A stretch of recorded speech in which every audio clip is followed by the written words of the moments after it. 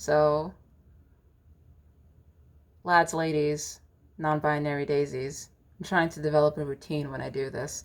Um, okay. I know that when I make the tags for this video, it might get quite a bit of traffic to my channel. Here's the thing. I like Lord of the Rings. It's not bad. I like it for more reasons than just Orlando Bloom's face. And whoever's playing his dad. I don't know. Lee something. I can't remember what his name is. I like it for more than just those two. The characters are cute. The setting is really pretty. It's infected all of our pop culture. Like, I like Lord of the Rings. I'm going to start there.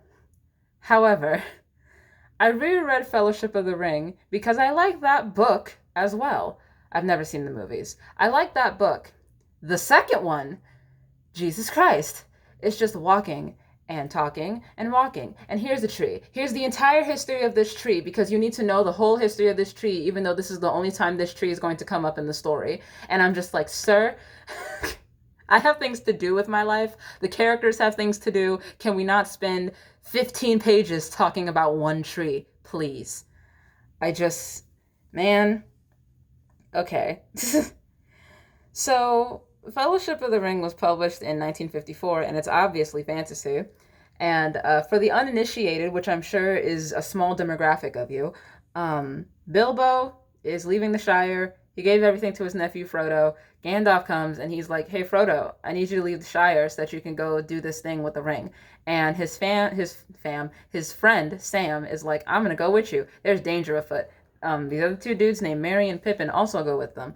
And I'm summarizing because I remember most of how it went. Um, Gandalf doesn't meet with them, even though he was supposed to. He left a note for them to go to.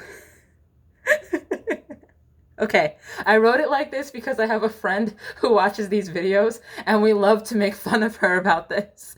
So don't take this to heart. But he left them a note to go to the world's greatest power bottoms, the elves. And then there's some black riders who have been following them, and it's exactly what they sound like. They're just black shade things chasing them, and they get swept away in like some water. So Frodo agrees to go to Mount Doom to get rid of the ring. Frodo, Sam, Merry, Pippin, Aragorn, Gandalf, Legolas, Gimli, and Boromir are all gonna go. Along the way, they lose Gandalf. Gollum is following them because of the ring. Uh, Frodo and Sam. The book ends with Frodo and Sam going off by themselves because the ring like corrupts people or whatever. So yeah, most of this video is going to be discussion. Now, please do remember that this is just my opinion. I'm just an asshole who likes to read books. Like, you ain't gotta take me seriously. Look at my fucking hair. This is ridiculous. What reviewer do you know that's serious has this color of hair? No, it's not mine, but that's not the point. But yeah, so like, um, hang on. So like, I respect for what this book has done for the genre and like for fantasy, and I understand that lots of my favorite books probably wouldn't have ever been written if Lord of the Rings hadn't come out, or at least they would be a lot worse because they'd be like a first of their kind. That's in air quotes because no ideas are original anymore. But like, there's a lot of explanation in this book, which I think lots of people skip over. There's not really a whole lot of magic, and that's part of why it's high fantasy. There's when I was younger, I used to be under the impression that fantasy always meant that there was magic. That's not what that means at all. It just means that like particularly high fantasy, it's like just it doesn't take place in our world. They have to build the environment from the ground up. So, yeah. And like I'm going to take this time to discuss the biggest comparison, which is Game of Thrones. And I have read every Game of Thrones book up to date and unfortunately seen all of the seasons, but that's a discussion for a different day.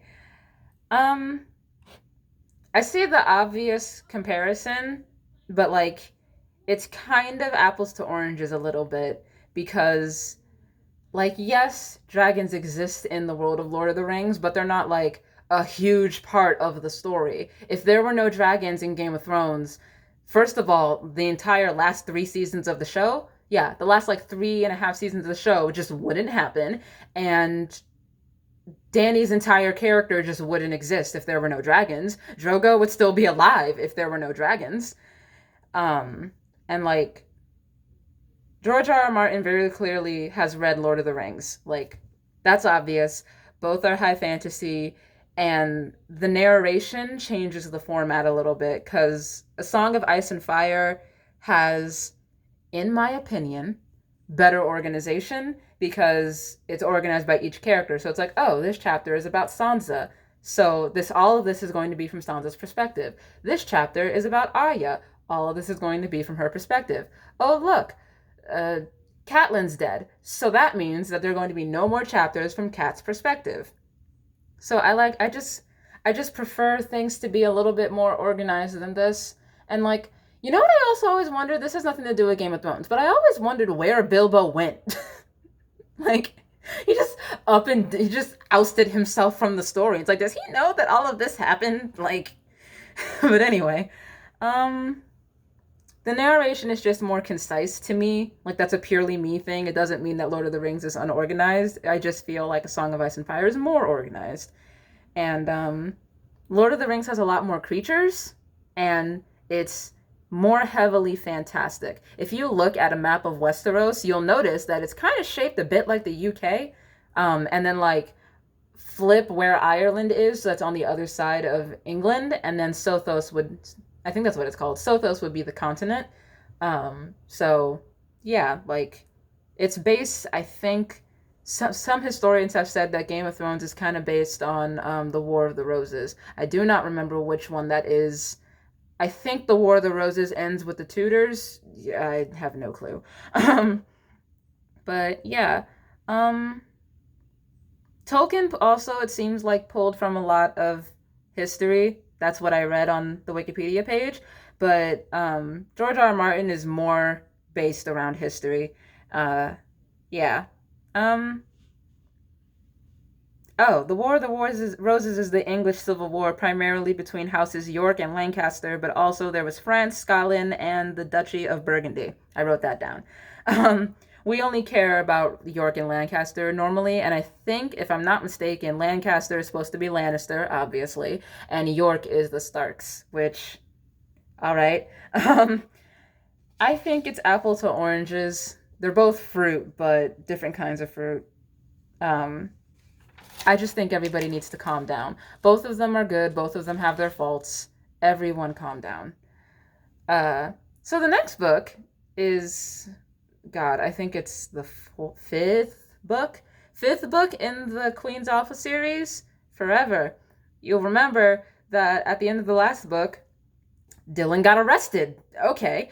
So they get captured with little fight, and there's like the royal decree that Kat's brother sent out about like wanting her dead it's reached Dylan's family, and Dylan and company are to be like dealt with, and they want to throw the rest of them in the prison, but Dylan's like, nah, bruh. So Dylan's also in the prison with them. Dylan decides that he's going to put himself on trial. Cass is against it, obviously, but like, who the fuck even cares? Dylan wants to become king. He's going to expose Kalis as a traitor and get Kat back on, or just on her throne. She was never on the throne because she was a princess. But yeah, I should probably just know to expect the unexpected by this point. Dylan outright says at this point that he actually wants to marry Kat, which is kind of weird based on the rest of this book. He's the most flip-floppy male in a story I have ever read, which is odd because he's also like the healthiest male relationship that I have ever read in a book that is not primarily romance. Like, it's insane. But like, Dylan wins the trial because it ends up being like a trial by combat where they all turn into wolves and fight. He ends up winning, and he becomes king and remembers why he ran away in the first place because he doesn't like the responsibility. He wants to leave with Kat, to which Kat is like, "Are you going like if you want to marry me, are you going to do this once I become queen? Because I'm not just gonna abandon my people when I become queen. What the fuck is wrong with you?" So Dylan like takes a chill pill and realizes that, oh, she's kind of serious about this. Fuck. So, um, yeah, they're just, it's so flip floppy, but it's like a plot point that is so irrelevant to the story at this point.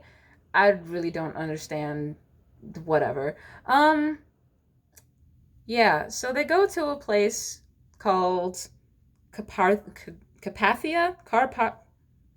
I don't know. They go to the car park, and there's a queen there that Dylan has like a history with, but he doesn't like her very much. He ends up like insulting her by not wanting to sleep with her, so she sets her own castle on fire. All right. And they leave. And there's also a vampire that's with them. I don't think I mentioned that in the last video. It's been so long since I read the last book. I don't even remember. Uh yeah. So I don't fucking know.